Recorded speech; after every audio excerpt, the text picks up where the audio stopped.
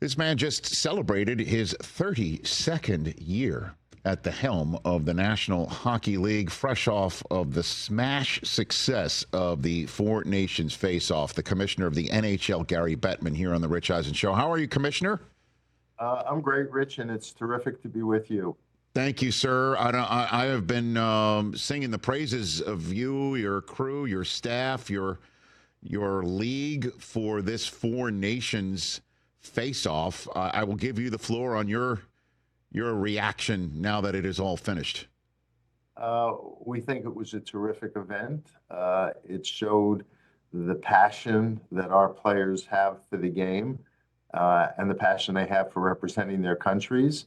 But it's emblematic of NHL hockey, and I think with the wide appeal and how many people viewed it, hopefully we've turned on some more fans as we continue to grow the game. When did this first germinate, this idea here of the Four Nations Face-Off? You know, that's a great question. It was kind of organic because we had decided with the Players Association to go back to international best-on-best competition, which meant we wanted to resume going to the Olympics every 4 years. And then in the intervening 2 years, we wanted to bring back the World Cup, which we hadn't done in a decade. And so once we figured out how we were going to do that and worked with the International Olympic Committee and the International Ice Hockey Federation, we said, wouldn't it be great if we could give people a sample of what international best on best with NHL players would look like? And with the time frame we had, we didn't think we could do more than a Four Nations 7-game round robin, and that's how we came up with the event. And there was a lot of skepticism going in, particularly from people in your line of work, not from you, saying, oh, this is just an exhibition, nobody's going to care. But once you watched what the players were doing from the opening puck drop, you knew this was something they really cared about. But that's how hockey players are. It doesn't matter if it's a game of shinny on a frozen pond or a preseason game or an exhibition or the regular season or playoffs.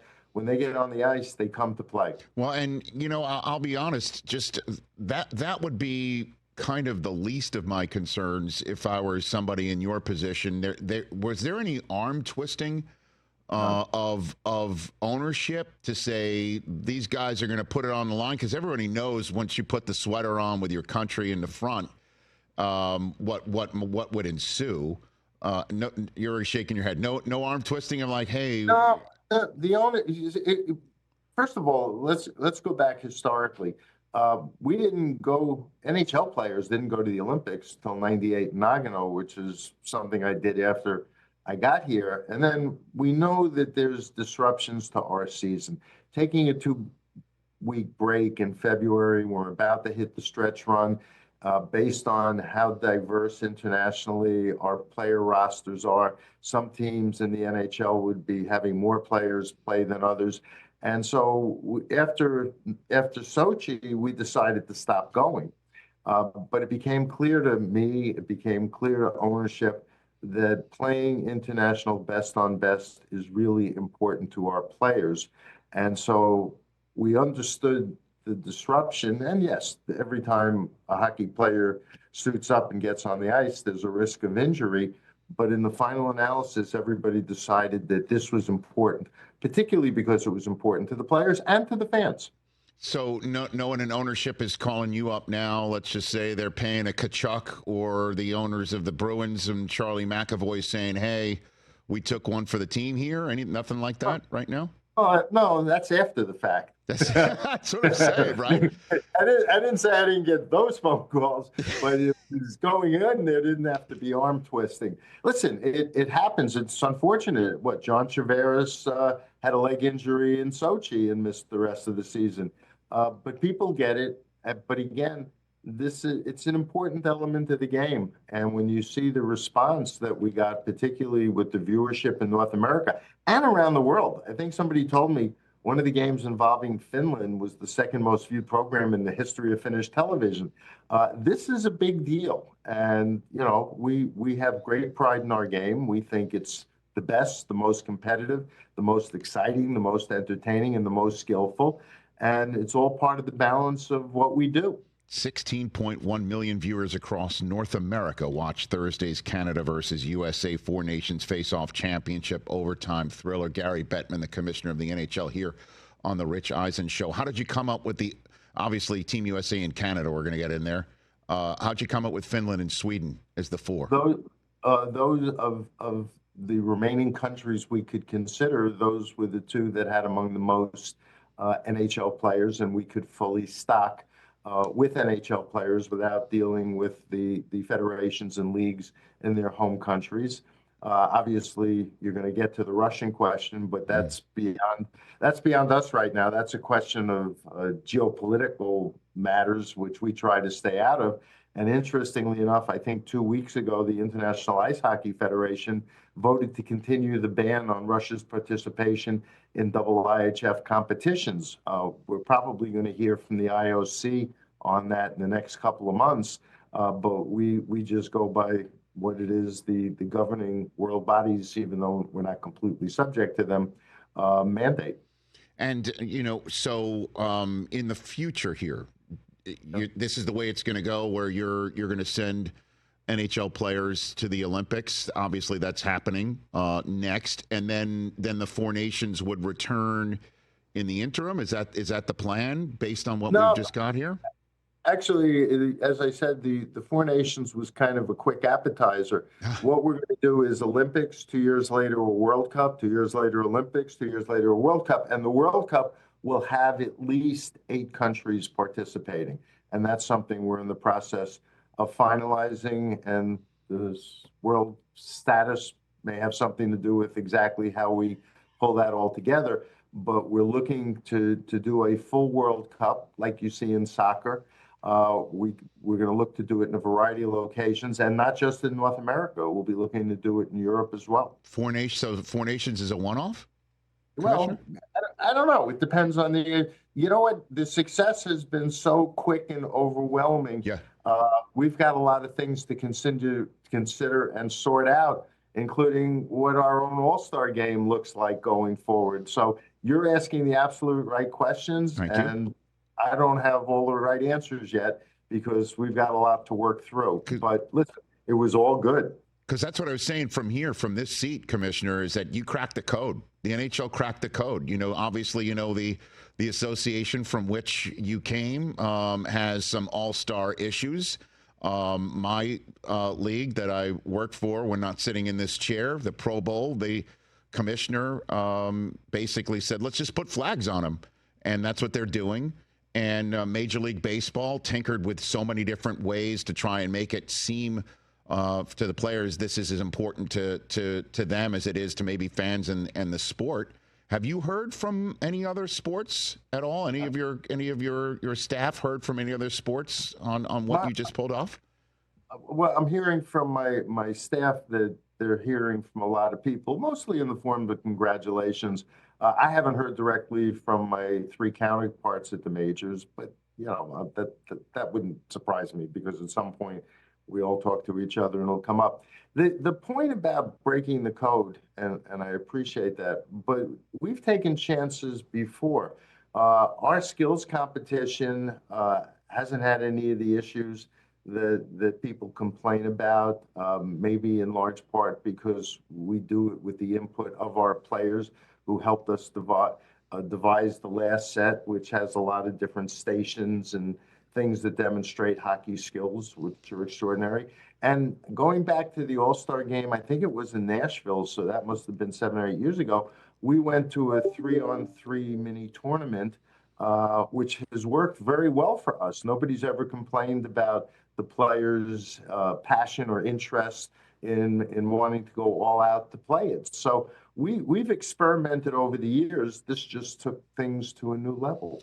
And, listen, I know to whom I'm talking. I'm talking to a commissioner of a major sport here in North America and around the world, where skill, as you just mentioned, is paramount. Skating and speed and power and just, putting it all in maybe the form of a human being like Ovechkin or McDavid, just to name a couple. But that said, when there were dropping of gloves 3 times in 9 seconds, the first matchup between USA and Canada. That's where I think a lot of lapels got snapped back to say this is the real thing. What were you thinking when you were seeing this, Commissioner? This is the real thing. There wasn't any doubt that the passions were high. People came to play. And while we try to stay out of, as I said, geopolitical issues, there was a little bit of an overlay on that between the great neighbors and allies of Canada and the U.S. And so I think it all came together. But when it comes to representing their countries, our players, frankly, have been doing that since they were teenagers, the World Juniors, World Championships. So we knew that they would all be up for this event. Finland and Sweden have a great rivalry, as they do with Canada and the U.S., who has a great rivalry. So we believed that the players were coming to play. And the feedback that we were hearing, Steve Mayer, who is our president of events, was telling me last night when we were in Los Angeles together for the skate for LA Strong, that he had bumped into a couple of players in the airport 2 weeks before Four Nations, and they were all telling him how they couldn't wait to get started. They were all focused on playing in Four Nations, and it was still 2 weeks away. And just a couple minutes left with the commissioner of the NHL, Gary Bettman, in the aftermath of the huge success of the Four Nations Faceoff, that it also didn't hurt. It was quite helpful that this was right around the 45th anniversary of the Miracle on Ice, and Mike Eruzione's out there, and Johnny Gaudreau's sweater with Gretzky out there before the face-off. I mean, there was a certain sense similar. Again, I understand, the Soviets in the United States, a totally different ball of wax with a bunch of amateurs back in 1980. But there was a real sense of this, Commissioner, on Thursday night in Boston. Absolutely. It's ironic you bring that up, because among the celebrities that I saw last night in Los Angeles was Al Michaels. He is a huge fan. He made the call of the Miracle on Ice. Mm-hmm. A little Stanley Cup factoid. He was actually sitting with me in Montreal when I presented the Stanley Cup for the first time in 1993. And he was rhapsodic over how great this tournament was and what it meant to hockey. So, yeah, sports is made up, and you know this as well as anybody, of moments in time that are pivotal, that capture the imagination and bring a sport to new levels of interest and excitement. This may have been one of those moments. Where were you for the Miracle on Ice? Everyone remembers. Where were you? And I was probably working. I was 1980. I was a third-year associate at a law firm. Yeah, just watching on tape delay like the rest. Could you imagine? Yeah. Could you imagine if that today? Never. Right? Never. Everything today is more immediate than any of us either could have imagined or want. But you know what? I've been doing this so long. When I started in '93 at the NHL, and yes, I was in another place for a dozen years before that, but no sports league had websites. There were no social media platforms. I think we were at least a decade away from the iPhone going to the market. I mean, so the changes that we've seen, even past 1980 in the Miracle on Ice, I mean, the miracle of technology and what it has done to connect fans with sports has been incredible. Yeah, and you were mentioning Los Angeles a couple times in this interview. The draft is coming here. Yes, it Correct? is. At Peacock Theater, June 27th, June 28th. Okay. And we're changing that up a little bit. We always have done the draft a little differently than the NFL and the NBA. We would have all our clubs there, and they would come up and make the selections, use their own verbiage, make their own remarks. But they said, you know what, with all the people that are now involved in the draft and our situation, war rooms at home, we'd rather stay there, and we can have events with our fans. So while we'll have all the prospects there and it'll be a big deal draft, the fact is it's going to be centralized, and we'll be dealing with our clubs remotely. Yeah, I mean, well, you had the Sphere last year. My goodness gracious, that was something else. But that goes to, your point about breaking the code. We're happy to try things differently. And you know what? If you're going to try and break through and do things that nobody's ever done before, occasionally you're going to make a mistake and you'll get criticized for it, but that's okay. You got to try and push the limits. So are you going to soon be on the Ovechkin tour? Because it looks like yes. he's going to have a break. He's going to have a big moment coming up shortly. So do you? Wayne and I were having a discussion, because we're going to do this together, whether or not we should start with 5 goals left or 3 or 4 goals left. Although I'm not sure, based on what happened yesterday, when he had that break, that we should be letting it get that close to the end. You're a couple hats away, Commissioner. I mean, you might have to be there, you know? Yeah, well, we'll be there. And he is just a marvel. And it's great to see how enthused everybody is, including Wayne, about the prospect of a record that nobody ever thought would be broken, actually being broken.